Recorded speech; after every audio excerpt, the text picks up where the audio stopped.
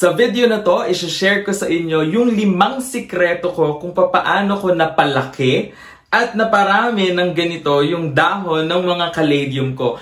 Please make sure to finish the whole video dahil yung care tip number 5 ay napapanahon ngayong bare months.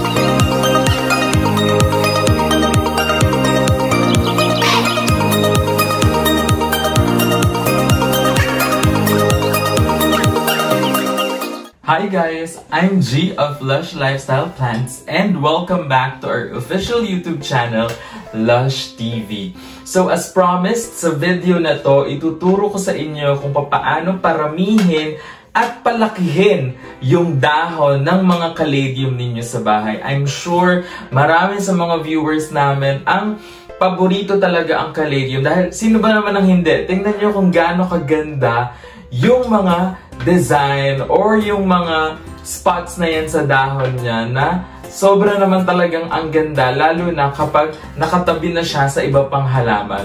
And tingnan ninyo, itong mga dahon ng caladium ko, mas malalaki pa sa kamay ko and siguro nga mas malaki pa sa mukha ko yung ibang dahon ng caladium. And ang dami nila, ituturo ko po sa inyo lahat ng ginawa ko sa caladium ko na to para dumami at lumaki ng ganito yung mga dahon nila. Care tip number 1. So yung first tip po na ibibigay ko sa inyo ay yung fertilizer or pataba na ginagamit namin dito sa caladium. Sa caladium po, mahilig siya sa potassium, kaya yung potash na fertilizer yung ginagamit ko sa kanila. Pero on a regular day, you can just use yung complete fertilizer dahil complete din yung nutrients and meron ding potassium na pwede nyong gamitin dito sa caladium ninyo. And nakagawa na rin po ako before ng video kung paano gamitin yung balat ng saging para maging source ng potassium ng mga halaman ninyo. So please make sure to check out that video as well. Care tip number 2. Next naman po ay sa watering. Itong mga caladium, siguraduhin po ninyo na nadidiligan nyo siya para maging moist yung lupa na pinagtataniman natin sa kanila. Gustong-gusto po nila na moist yung lupa, pero wag nyong gagawin na nagiging soggy na yung lupa dahil nagkukos pa rin po yun ng root rot or pagkabulok ng ugat. So make sure na kapag dinidiligan nyo sila ay umaagos din yung tubig doon sa drainage holes ng mga paso ninyo para ma-make sure na moist lang yung lupa and hindi soggy or wet. Care tip number 3. Next naman po ay sa soil mixture na ginagamit ninyo. Actually, pwede naman yung loam soil dito sa caladium. Pero, just make sure na well-draining or fast-draining yung soil. Dahil sinabi ko nga sa inyo kanina, hindi po pwede na ma-overwater ang caladium dahil mabubulok po yung ugat or magkakaroon siya ng root rot. So, make sure na well-draining yung lupa na gagamitin ninyo. Paano nyo po yung magagawa? Maglagay kayo ng pumice or perlite doon sa soil mix and yun na po yung magdadagdag ng aeration sa lupa. Plus, magiging fast draining yung soil mixture na gagamitin ninyo na tsak magugustuhan ng caladium. Care tip number 4. Sa fourth tip natin ay yung location na paglalagyan mo ng caladium. Unang-una, wag mo siyang ilalagay sa mga location or area na malakas yung hangin dahil madali pong mabali yung mga petiole ng caladium. So make sure na wag niyo siyang ilalagay sa mga area na sobrang open na masyadong malakas yung hangin, wag po. Or kapag umuulan na medyo malakas yung hangin na meron, ipasok muna natin siya sa loob ng bahay para hindi masira yung mga petiole nitong caladium natin. Next naman po ay kailangan makakuha siya ng bright and direct light. So yung location dapat meron pa rin bright light. Ngayon, kung mapapansin niyo ang mga caladium, maninipis yung dahon niya. So malaki din yung chance na masunog sa direct sunlight, lalo na yung sunlight na tanghali. So just make sure na ilagay nyo yung caladium ninyo sa area na bright and direct light yung makukuha niya. Care tip number 5.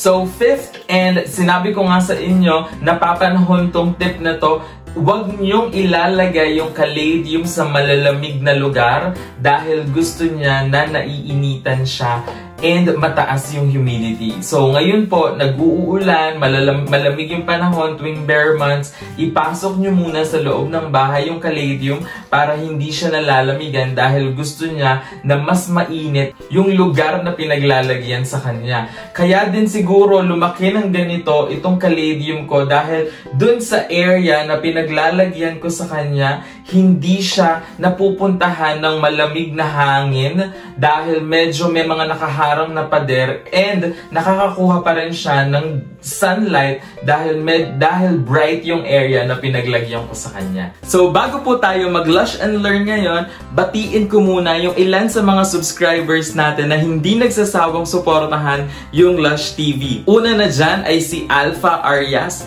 Thank you so much po for subscribing and watching our videos. Next naman po ay si Emma Zulweta. Hello po, and I hope nag-enjoy kayo sa panunood ng Lush TV. And last po si Jasper Corcoro. Thank you so much sa panunood at sa pagsusubscribe dito sa Lush TV. Now, para sa ating Lush and Learn. Yung question na sasagutin natin today sa Lush and Learn ay related pa rin sa Caladium dahil meron na kaming video before about sa tamang pag-aalaga ng mga Caladium. Yung question na yon ay galing kay Mommy Concon Vlogs. Ang sabi niya, yung sa akin po, laging napuputol ang stem. Bakit po kaya? So, ito pong mga petiole ng Caladium natin, sabi ko nga sa inyo kanina, ilagay nyo siya sa lugar na hindi masyadong malakas yung hangin dahil madali siyang maputol. Pero kung hindi malakas yung hangin at madali pa rin maputol yung mga petiole nitong Caladium ninyo, ay suggest na lagyan nyo rin po siya ng calcium para tumibay at maging resilient yung Caladium ninyo. Meron na po akong video na nagawa before kung paano po pwedeng gamitin yung balat ng itlog para maging source ng calcium ng mga halaman natin. So, ilalagay ko po yung link sa description box para mapanood ninyo kung paano mapatibay yung mga halaman ninyo, especially itong Caladium. So, we hope na meron kayong bagong natutunan sa video natin today. And don't forget to tag us on our social media account kapag lumaki na rin ng ganito yung mga dahon ng Caladium ninyo. Meron din pong dalawang video dito sa baba. Sana mapanood ninyo up next. Thank you for watching and see you on the next video.